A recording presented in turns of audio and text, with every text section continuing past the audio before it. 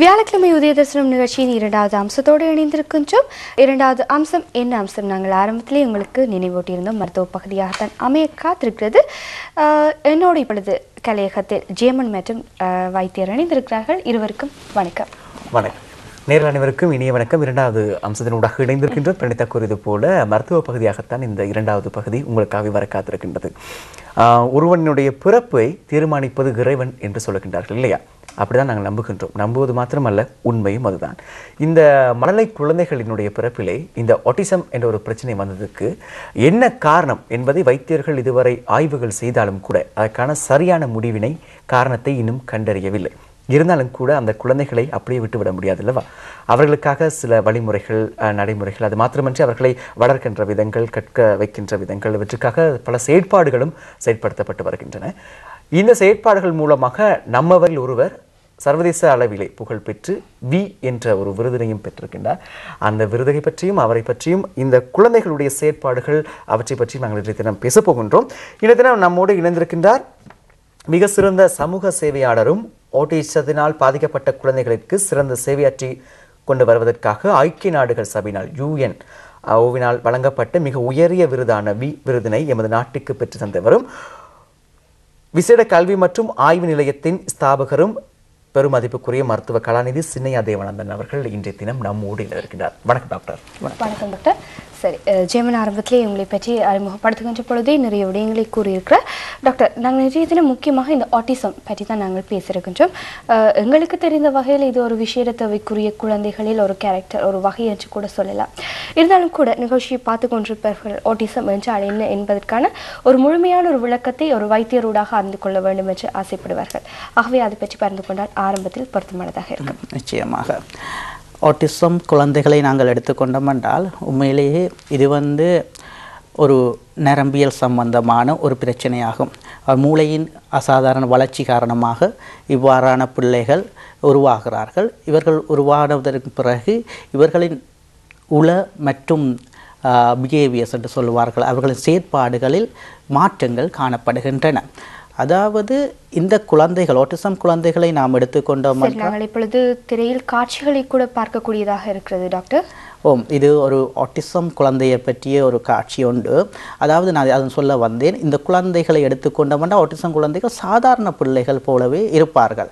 அதாவது இங்கு பாருங்கள், இந்த பிள்ளை பிசிக்கலி, அதாவது முகப்பாவனையிலோ அவர்களின் உடலிலோ வளர்ச்சியிலோ எதுவிதமான வேறுபாடும் காணப்படாது. அழகான குழந்தைகள், அழகான குழந்தைகள், இவர்கள் அழகான குழந்தைகள். ஆனால் இவர்களின் பிஹேவியர்ஸ், அதாவது இவர்களின் பழக்க வழக்கங்கள் தான் பிரச்சனை இருக்கும். இந்த விஷயங்களில் பாருங்கள், இந்த குழந்தை வீட்டில் உண்மையிலேயே தனியாக வைத்திருப்பது சரியான கஷ்டம். இவர் கதைக்க மாட்டார். ஒரு பிள்ளை கதைக்க முடியும் ஆட்டிசம் பிள்ளைகள், ஆனால் கதைக்காமல் தான் இருப்பார்கள். இவருக்கு 7 வயது. இந்த பிள்ளைக்கு உண்மையிலேயே தலைமயிர் வெட்டுறது என்றால் இரவு நித்திர கொள்ளும் போது தான் தாய் தலைமயிரை வெட்டுவார். அவ்வளோத்துக்கு சலூனுக்கே கொண்டு போக முடியாத பிள்ளை. அதை நாங்கள் சேலஞ்ச் பண்ணி அந்த பிள்ளையின் முன்னேற்றத்தை ஏற்படுத்துவதற்காக உண்மையிலே இந்த பிள்ளை எடுத்துக்கொண்டீங்கள் என்றால் பிரான்ஸ் நாட்டை சேர்ந்த எமது பிள்ளை தான். ஆனால் பிரான்ஸ் நாட்டில் பிறந்த பிள்ளை 7 வயது வரைக்கும் அங்கு ட்ரீட்மெண்ட் செய்து அங்கு ஒரு முன்னேற்றமும் இல்லாதன் காரணமாக நம்மை பற்றி அறிந்ததன் காரணமாக இங்கே கொண்டு வந்தார்கள். 2 மாதங்கள் நாங்கள் இவருக்கு உண்மையிலேயே மருத்துவ சிகிச்சைகளை மேற்கொண்டோம். வரும்போது இப்படி பென்சிலே பிடிக்க மாட்டார். அதாவது ஃபைன் மோட்டார் ஸ்கில்ஸ் கொஞ்சம் கூட இல்லை. பென்சிலே பிடிக்க மாட்டார். இப்படி ஒரு இடத்துல இருக்க சிறப்பான ஒரு பயிற்சியின் பின்னராகத்தான் டாக்டர் இப்படியான ஒரு நிலைமைக்கு அவர் வந்திருக்கிறார். நிச்சயமாக அதாவது இவர்களுக்கு நிச்சயமாக பயிற்சிகள்லாம் முக்கியமான, அதனால் சரியான முறையான பயிற்சிகளை கொடுக்க வேண்டும். சரி டாக்டர், இப்பொழுது இந்த பிரச்சனைகள் ஏற்படுவதற்கு என்ன காரணம், இதுதான் காரணம் என்று தகுந்த முடிவுகள் சொல்லப்படாவிட்டாலும் கூட ஓரளவுக்கு ஆய்வுகள் மூலமாக சில விடயங்களை கண்டறிந்திருப்பார்கள் வைத்தியர்கள். நிச்சயம் என்ன காரணங்கள், எதுவான காரணங்கள் இதுவாக நீங்கள் கருதுகின்றீர்கள் டாக்டர் இந்த ஆட்டிசம் என்ற பிரச்சனை ஒரு குழந்தைக்கு வருவதற்கு? உண்மையிலேயே நீங்கள் முதல் குறிப்பிட்டது போல உலகளாவிய ரீதியில் இப்படியான குழந்தைகள், ஆட்டிசம் குழந்தைகள் ஏன் பிறக்கிறார்கள் என்று சொன்னால் அதுக்குரிய சரியான காரணம் இதுவரைக்கும் இல்லை. பல காரணம். உண்மையிலேயே முதலாவதாக நான் சொல்ற ஜெனட்டிக் என்று சொல்லுவார்கள். அதாவது நிறமூர்த்தங்களின் பரம்பரை அழகுகளின் காரணமாக இந்த பிள்ளைகள் உருவாக பரம்பரையில் சில பேர்களில் ஒரு பரம்பரையில் 10 பரம்பரை 20 பரம்பரைக்கு முதலும் இப்படி இருந்தால் இப்படியான பிள்ளைகள் உருவாகுது என்று சொல்லுகிறார்கள். ஆனால் அதுவும் இன்னும் கன்ஃபார்ம் நிரூபிக்கப்படவில்லை. அதுவும் ஒரு காரணம் என்று சொல்கிறார். இவ்வாறுக்கான காரணங்களை சொல்லுகிறார்கள். உதாரணமாக பிரெக்னன்சி காலங்களில், அதாவது ஆன்டினேட்டல் கேர், அதாவது கற்ப காலங்களில் வயிற்றில் பிள்ளை இருக்கும்போது அந்த அம்மா ஸ்ட்ரெஸ் என்று சொல்வார்கள்.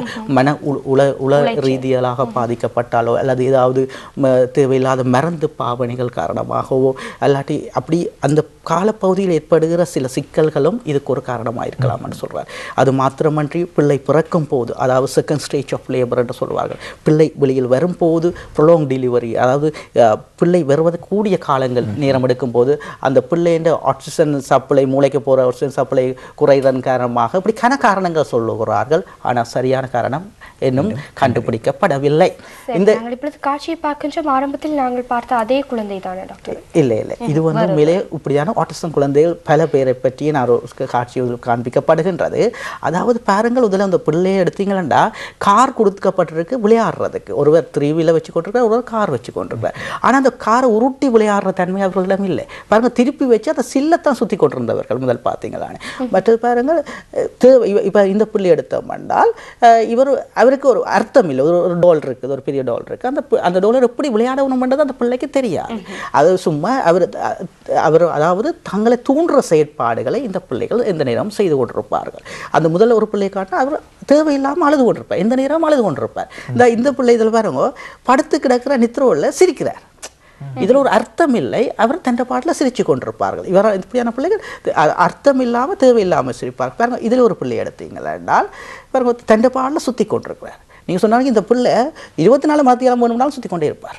எங்களுக்கு ஒரு 2 தினம் சுற்றி போட்டு விட்டாலே தலை சுற்றி போடும். அது இவர் தன்னைத்தானே தூண்டுறார். இப்படியான பிள்ளைகள் ஏதாவது ஒரு தங்களை தாங்களே தூண்டுகிற ஒரு செயற்பாட்டை நிச்சயமாக மேற்கொள்ளுவார்கள். ஃப்ளப்பிங் ஆஃப் த ஹேண்ட், கைகளை ஆட்டுவதோ அல்லாட்டி போனால் கால்களை ஆட்டுவதோ தலைகளை ஆட்டுவதோ. இந்த பிள்ளையை பாருங்கள், இந்த பிள்ளை உண்மையிலேயே சரியான ஒரு பிரச்சனைக்குரிய பிள்ளை, கதைக்க மாட்டார். இவர் பிறகு அக்ரிவேஷன், அதாவது ஒரு கோபம் வந்த நேரத்தில் பொருட்கள் எல்லாத்தையும் தூக்கி எறிகிறார். கிட்டக்கிற எல்லாத்தையும். நீங்கள் சொன்னாலும் ஒரு நாள் அம்மா வெளியில் போய் உள்ளுக்கு வர்றதுக்கு இடையில் பாத்ரூமுக்கு போயிட்டு வெளியில் வர்றதுக்கு இடையில் கிடந்த கண்ணாடி மேசையெல்லாம் விட்டச்சு கண்ணாடி முழுக்க ரூமுக்குள்ள. அப்படிப்பட்ட மிகவும் சிவிய கண்டிஷன், அதாவது மிகவும் மோசமான நிலைமையில் உள்ள ஒரு பிள்ளை தான் இந்த பிள்ளை.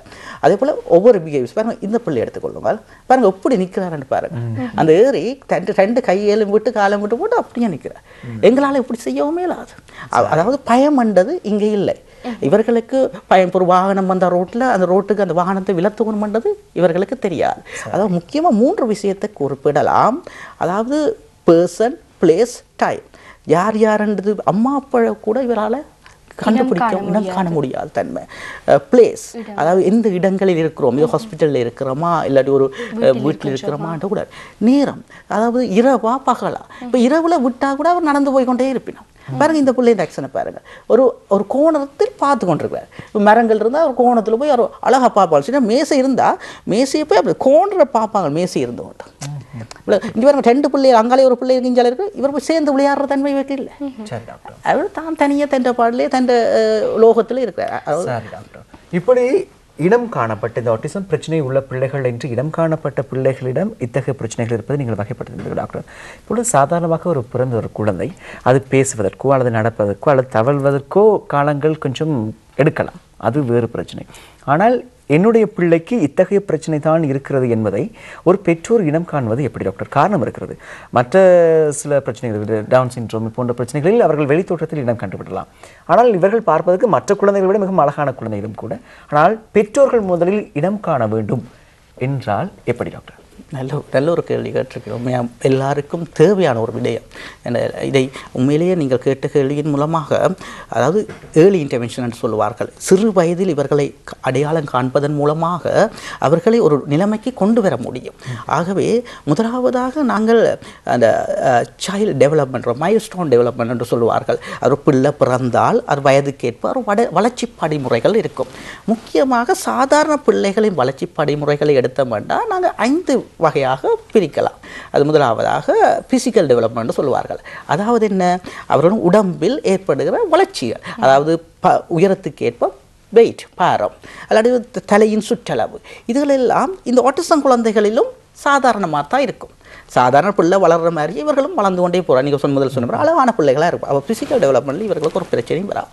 அடுத்ததாக எடுத்தோம்னா நான் மோட்டர் டெவலப்மெண்ட் சொல்லுவார்கள். அதாவது cross motor skills and fine motor skills என்று சொல்வார். அதாவது க்ராஸ் மோட்டர் ஸ்கில்ஸ்ன்றேக்க அதாவது உதாரணமாக ஒரு பிள்ளை பிறந்தால் உடம்பு பிடிக்கிறது, ஓடுறது, நடக்கிறது, எழும்புறது, அதுகள் க்ராஸ் மோட்டர் டெவலப்மெண்ட், அதாவது சாதாரண படிமுறை. இந்த பிள்ளைகளும் சில பிள்ளைகள் கொஞ்சம் பிந்தலாம், ஆனால் நார்மலாக ஆட்டிசம் பிள்ளைகளும் சாதாரண பிள்ளைகள் மாதிரியே வந்து கொண்டிருப்பார்கள். ஆனால் அடுத்தது ஃபைன் மோட்டர் ஸ்கில்னு சொல்வார்கள். அதாவது உதாரணமாக பென்சிலை பிடிச்சு எழுதுறது, கையால் சாப்பாட்டை வாய்க்குள் கொண்டு போகிறது, அந்த விஷயங்கள் இவர்களால் செய்வது மிகவும் கஷ்டம். இவர்களால் அதை புரிந்து கொண்டு செய்வது கஷ்டம். அது மாத்திரமில்லை, அடுத்தது கதைகள், ஸ்பீச் அண்ட் லாங்குவேஜ் ஸ்கில் என்று சொல்லுவார்கள் டெவலப்மெண்ட். அதாவது இவர்களுக்கு உண்மையிலே இந்த பிள்ளைகள் எடுத்தோம்னா கதை, ஆட்டிசம் பிள்ளை எடுத்தோம்னா கதை ஒரு ஒன்றரை வயசு வரைக்கும் அம்மா அப்பான்னு கதை சொல்லுமா இல்லையா, அந்த வசனம் சொல்லுவார்கள் வடிவ சொல்லி அந்த இருந்த கதை ஒரு 1.5-2 வயசு வரைக்கும் சடனாக இல்லாமல் போயிடும். சடன் ஸ்டாப்னு சொல்லுவார்கள். இல்லாமலே போய்விடும். அப்புறம் ஊமையாகி விடுவார்கள். இருந்த கதையே இல்லாமல் போயிடும் இந்த ஆட்டிசம். இது ஒரு உண்மையான ஒரு சரியான பாயிண்ட் அவுட். சரி, கண்டுபிடிக்கும். அப்போ சில பிள்ளைகள் அர்த்தமில்லாத கதைச்சு கொண்டிருப்பார்கள். அதாவது அவர்கள் கதைக்கிறதே ஒருத்தருக்குமே தெரியாது, விளக்கமில்லாத கதைகள் கதைச்சு கொண்டிருப்பார்கள். அதாவது சாப்ஷூஷி அந்த கார்ட்டூனில் வர கதைகள் மாதிரி எல்லாம் கதைச்சு கொண்டிருப்பார்கள். கதைகளை எடுத்துக்கொண்டோம்னா அதுக்கு அடுத்ததாக நாங்கள் எடுத்துக்கொண்டோம் என்றால் காக்னிட்டிவ் டெவலப்மெண்ட் சொல்வார்கள். அதாவது புரிந்துணர்வு, அதாவது ஞாபக சக்தி, மூளையை பயன்படுத்தி புரிந்துணர்வு, என்ன செய்வது, எப்படி செய்கிறது என்றதுகள் எல்லாம் இவர்களுக்கு கண்டுபிடிக்க முடியாது. அடுத்தது சோஷியல் டெவலப்மெண்ட் அண்ட் பிளே என்று சொல்லலாம். சோஷியல் டெவலப்மெண்ட் அதாவது மற்ற பிள்ளை, அதில் பார்த்தீங்கன்னா இந்த விஷுவல் மற்ற பிள்ளைகளுடன் சேர்ந்து பழகிற தன்மை அல்லது மற்றவர்களுடன் சேர்கிற தன்மை இவர்களிடம் இருக்காது. கூடுதலாக தனிமையை விரும்புவார்கள். அதே போன்று நிறைய காட்சிகளை கூட ஆரம்பத்திலிருந்து நாங்கள் பார்த்து கொண்டிருக்கிறோம் டாக்டர். அதே போன்று அண்மையில் வெளியாகிய திரைப்படம் ஹரிதாஸ், அந்த திரைப்படத்தில் கூட இந்த ஆட்டிசம் குழந்தைகள் பற்றியதான விளக்கங்கள், விடயங்கள் சொல்லப்பட்டிருக்கிறது இல்லையா டாக்டர்? சரி, நாங்கள் அவற்றையும் பார்ப்பதற்கு தயாராக இருக்கின்றோம். அதுக்கு முன்பதாக எங்களுடைய கலையக தொலைபேசி இலக்கத்தையும் ஞாபகப்படுத்திக் கொள்கின்றோம். அழைக்கலாம் 0112505316 0112505316 நீங்களும் இணைந்து கொள்ளுங்கள். ஆட்டிசம் சம்பந்தமாக இருக்கின்ற சந்தேகங்களை தெளிவுபடுத்திக் கொள்ளலாம். சரி, இப்பொழுது அந்த திரைப்படத்திலிருந்து ஒரு பாடல் காட்சியை தான் நாங்கள் இப்பொழுது பார்த்து கொண்டிருக்கிறோம். அதே போல் டாக்டர், நீங்கள் சொல்ல வேண்டும், இப்பொழுது நாங்கள் ஆரம்பத்திலே சில காட்சிகளை பார்த்துருந்தோம். ஆரம்பத்தில் ஒரு குழந்தை எவ்வாறு இருந்தது, ஆட்டிசத்தால் பாதிக்கப்பட்ட ஒரு குழந்தை சரியான முறையில் ஒரு வழிகாட்டலின் கீழ் ஒரு பயிற்சியை வழங்கியது பின்னராக அதனுடைய செயற்பாடுகள் எவ்வாறு மாற்றமடைகிறது என்றெல்லாம் நாங்கள் பார்த்திருந்தோம் டாக்டர். ஆகவே இப்படிப்பட்ட குழந்தைகளை ஒரு சரியான நிலைக்கு கொண்டு வர வேண்டுமாக இருந்தால் எப்படிப்பட்ட சரியான பயிற்சிகள் வழங்கப்படுகிறது என்று சொல்லுங்கள். உண்மையிலே பாருங்கள், இந்த படத்தில் இந்த பாட்டு போட்டு இந்த பாட்டை நீங்கள் அழகாக கேட்பீர்கள். இந்த கரிதாசன் படத்தை ஏழுமண்டால் தமிழில் உருவான ஒரு படம். அந்த படத்தை பார்ப்பீர்கள் இருந்தால் ஒரு குழந்தை, ஆட்டிசம் குழந்தை எவ்வாறு சாதாரண பிள்ளையாக மாறி ஒரு உலகத்தில் ஒரு பிரசித்தி பெற்ற ஒரு ஆளாக வந்திருக்குது என்பதை இந்த டைரக்டர் காண்பித்திருக்கிறார். முக்கியமான விஷயத்தை சொல்லலாம். உலகில் மிக சிறந்த தலை சிறந்த சில ஆய்வாளர்கள், விஞ்ஞானிகள், அறிஞர்கள் இப்படி பார்க்கின்ற பொழுது இவர்கள் பலர் ஆட்டிசம் பிரச்சனை உள்ளவர்கள். உலகில் தலை சிறந்தவர்கள் என்று முன்னுதாரணமாக சொல்லப்படுகின்ற மிகச்சிறந்தவர்களில் பலர் இந்த ஆட்டிசம் பிரச்சனை உள்ளவர்கள். நிச்சயமா நல்ல ஒரு விஷயம். உண்மையிலே ஆட்டிசத்தில் ஒரு வெரைட்டிஸ், ஒரு வகையினர் இருக்கிறார்கள். அது ஆட்டிசம் ஆஸ்பெர்ஜஸ் என்று சொல்லுவார்கள், ஆஸ்பெர்ஜஸ் சிண்ட்ரோம் என்று சொல்வார்கள். இவர்கள் மிகவும் புத்தி கூர்மையான பிள்ளைகள். அதாவது ஆட்டிசம் பிள்ளைகளே உலகில் மிகவும் சொன்ன போல உலகில் பிரசித்தி பெற, உதாரணமாக முக்கியமான சயின்டிஸ்ட், அதாவது விஞ்ஞானிகள் எல்லாம் ஆட்டிசம் எத்தனையோ வகையில், அதாவது விளையாட்டுத்துறையை எடுத்துக்கொண்டால் என்ன, மற்ற எந்த துறை எடுத்தாலும் எங்க சொன்னீங்க, ஏதோ ஒரு அதீத ஒரு திறமை நிச்சயம் சரியான வசனம், அவரை சரியாக வெளிக்கொணர சரியா பிடித்துக் கொண்டீர்கள். அதாவது அதீத வளர்ச்சி சொல்லலாம். நிச்சயமா அந்த பிள்ளைகளுக்கு இவர்களுக்கு ஏதாவது ஒரு திறமை நிச்சயம் இருக்கும். அதை நாங்கள் கண்டுபிடிக்கிற மாத்திரமில்லை, எங்கள் சமூகத்தில் இருக்கிற பிரச்சனை என்றால் அந்த பிள்ளைக்கு இப்படியான பிள்ளைகளை ஒரு பைத்தியம் என்ற போர்வையில் இவர்களை ஒதுக்கி கொண்டு போகிறார்கள். அது வீட்டில் மாத்திரம் என்று சொல்லலாம், எங்கள் சமூகம் அதுக்கு ஒரு காரணம். இந்த பிள்ளைகளை நாங்கள் வெளியில் கொண்டு வந்து மற்றவர்களுடன் சேர வைக்க வேணும், சேர்த்து அதை சோஷலைசேஷனை டெவலப் பண்ணிக்க தான் என்ன நடக்க போகுது, இந்த பிள்ளை ஒரு சாதாரண பிள்ளைக மாற்றம் அடைகிறதுக்குரிய சாத்தியக்கூறுகள் ஏற்படுகின்றன. ஆனால் இங்கே என்ன நடக்குது, ஒரு பெற்றோர் இப்படியான ஒரு பிள்ளையை வெளியில் கொண்டு போக சொல்லி நாங்கள் சொல்கிறோம், ஒரு பொது இடத்துக்கு கொண்டு போகிறாருன்னு வையுங்களை, கொண்டு போகிற அங்கே என்ன நடக்கிறது, இந்த பிள்ளையோட பிஹேவியர்ஸில் சில மாற்றங்கள் பிள்ளையான விஷயங்கள் இதில் இருந்தால் இதில் ஓடியது இதை எடுக்கும் அதை தட்டும். அப்போ என்ன நடக்கிற பார்த்து கொண்டு இருக்கிறவள் இந்த பிள்ளை ஏதோ பிரச்சனையான பிள்ளை ஏன் இப்படியான இடத்துக்கு கொண்டு வந்தவ, என்னத்துக்கு இப்படியான இடத்துக்கு கொண்டு வந்தவ என்று பெற்றோரை இந்த இடத்தில் தாக்குகிறார்கள். பெற்றோரை தாக்குவதன் காரணமாக என்ன நடக்கிறது, அந்த பெற்றோர் திரும்ப அந்த பிள்ளையை அந்த ஒரு இடத்துக்கோ ஒரு ஃபங்க்ஷனுக்கு கூட்டிக் கொண்டு வர மாட்டார்கள். இதன் காரணமாக பிள்ளை அப்படியே வீட்டுக்குள் அடைக்கப்படுறதன் காரணமாக இப்படி எவ்வளோ திறமை இருந்தும் அந்த திறமையை வெளிக்கொண்டு வர முடியலை. இந்த பிள்ளை கடைசியில் வீட்டுக்குள் ஒரு பைத்தியமான போர்வையில் பொத்து வைத்து வளர்ந்து எத்தனையோ பெரிய பெரிய பிள்ளைகள் அடல்ட் ஆட்டிசமாக வீட்டுக்குள் இருக்கிற பிள்ளைகளை உண்மையிலே இதில் பார்த்து கொண்டிருக்கிற பெற்றோர்கள் எடுத்துக்கொண்டு இதில் பார்த்து கொண்டிருக்கிற எத்தனை பேர் பார்த்து கொண்டிருக்கிறார்களோ, சில வேளைகள் உண்மையிலே இந்த பிரச்சனைக்கு உருகிற குடும்பத்தாருக்கு நிச்சயமாக இதனுடைய அருமை, இதனுடைய பெயின், அதாவது வலி நிச்சயமாக தெரியும். ஆம் டாக்டர், விசேட கல்வி மற்றும் ஆய்வு நிலையத்தின் ஸ்தாபகர், குறிப்பாக இந்த ஒசில்மோ என்ற நிலையத்தின் ஸ்தாபகர் என்ற ரீதியில் நீங்கள் உங்களுடைய செய்த சில சேவைகள் மூலமாக ஒடிசம் பிரச்சனையினால் பாதிக்கப்பட்ட குழந்தைகளுக்கான சிறந்த சேவையாற்றி கொண்டு வருவதற்கான ஐக்கிய நாடுகள் சபையினால் உங்களுக்கு வழங்கப்பட்ட மிகப்பெரிய ஒரு விருதான விருதனை நீங்கள் பெற்றிருக்கிறீங்க. நீங்கள் இந்த இத்தகைய பிரச்சனை உள்ள பிள்ளைகளுக்கு எத்தகைய பயிற்சினை வழங்குறீங்க டாக்டர்? நிச்சயமாக உண்மையிலேயே நாங்கள் எமது நிலையத்தை பொறுத்தவரை எந்த விதமான மருந்துகளை இன்டர்னலி, அதாவது மெடிக்கேஷன் நாங்கள் கொடுப்பதில்லை, வழங்குவதில்லை. உண்மையிலே பயிற்சிகள் மூலமாகத்தான். முக்கியமாக சொல்லப்போனால் உதாரணம் பேச்சு பயிற்சி, இப்போ கதை இல்லாத பிள்ளைன்னா கதை பயிற்சி, அது ஸ்பீச் தெரப்பி என்று சொல்லுவார்கள். அடுத்தது பிள்ளையோட பிஹேவியர்ஸ் பிரச்சனை இருந்த பழக்க வழக்கங்களை பிஹேவியர்ஸ் தெரப்பி என்று சொல்லுவார்கள்.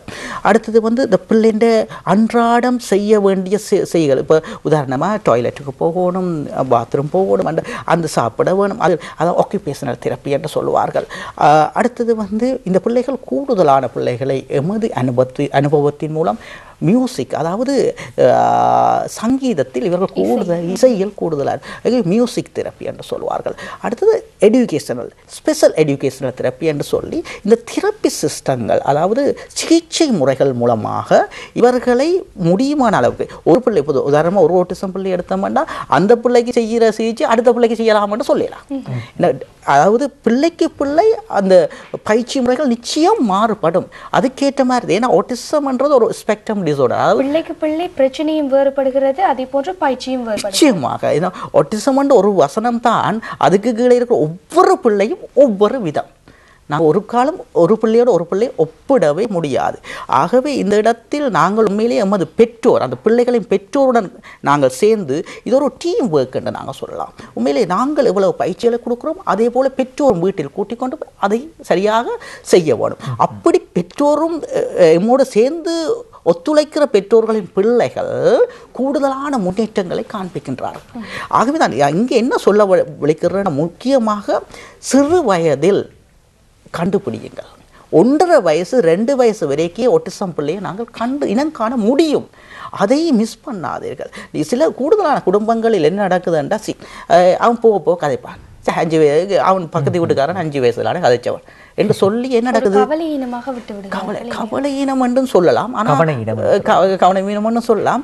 இவர்கள் என்ன வேறு உதாரணங்களை வைத்துக்கொண்டு இது சரிவரும் என்ற ஒரு நட்பா. போன காலத்தை நாங்கள் திரும்ப எடுக்கலாது. ஒவ்வொரு நொடியும் போய்கொண்டிருக்கும், எங்களோட வயசும் போய்கொண்டு திரும்ப எடுக்கலாம். ஒரு 5 வயசுக்கு வந்த பிறகு அந்த பிள்ளையை திரும்ப 1.5 வயசுக்கு கொண்டு வர முடியாது. ஆகவே இதை பற்றி அறிந்திருந்தால் இதற்குரிய சரியான வழிமுறைகளை தேடி இப்படியான சிகிச்சை முறைகளை செய்வதன் மூலம் இவர்களை கூடியளவு நாங்கள் ஒரு சாதாரண பிள்ளைகளாக மாற்ற முடியும். ஆகவே இதைத்தான் முதலாவது ஒவ்வொரு மக்களும் அறிந்திருக்க வேண்டியது மிக முக்கியமாகும். சரி டாக்டர், சரி, அதே போன்று நீங்க சொல்லுங்க டாக்டர், நாங்கள் காட்சிகளை ஆரம்பத்திலேயே பார்க்கின்ற பொழுது ஒவ்வொரு குழந்தைகளுக்கும் ஒவ்வொரு பிரச்சனைகள் இருக்கிறது இல்லையா? அந்த பயிற்சிகளின் பின்னராக அவர்கள் ஓரளவுக்கு பழைய நிலைக்கு திரும்பக்கூடியதாக இருக்கிறது. ஆகவே நீங்கள் சொல்லியிருந்தீர்கள் இவர்களுக்கு பயிற்சி வழங்குகின்ற அதே நேரே சமூகம், அதே போன்று வீட்டில் பெற்றோர்கள் கூட அனைவருமே ஒத்துழைப்பாக இருக்க வேண்டும்.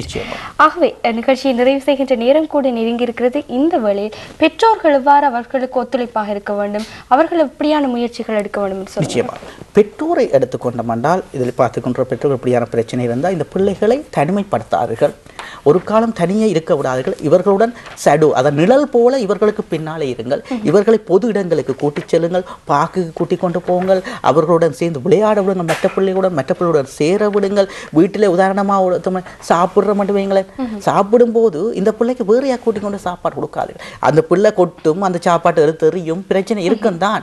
என்னதான் இருந்தாலும் உங்களுடன் சேர்த்து வைத்து சாப்பிட பழக்கம். சரி, நிச்சயமாக இப்படியாக பல விடயங்களை பெற்றோர்கள் கடைபிடிக்கின்ற பொழுது அந்த குழந்தைகளுடைய எதிர்கால வாழ்க்கை கூட சிறப்பானதாக இருக்கும் இல்லையா ஜெமால்? நிச்சயமாக இன்றைய தினமும் கூட நம்மோடு இணைந்து இந்த ஆட்டிசம் பிரச்சனைகள் உள்ள பிள்ளைகளுக்கு நாங்கள் எப்படி கவனம் செலுத்த வேண்டும், அவர்களுக்கு எத்தகைய பயிற்சிகளை வழங்க வேண்டும் என்பதை பற்றிய ஒரு விளக்கத்தை நம்மோடு பகிர்ந்து கொண்டவர் அசில்மோ விசேட கல்வி மற்றும் ஆய்வு நிலையத்தின் ஸ்தாபகரும் பெரும் மதிப்புக்குரிய மருத்துவ கலாநிதி சின்னையா தேவானந்தன் அவர்களுக்கு நாங்கள் வியாழன் உதய தரிசனம் நிகழ்ச்சியின் சார்பாக நன்றிகளை தெரிவித்து விடைபெறுகின்றோம்.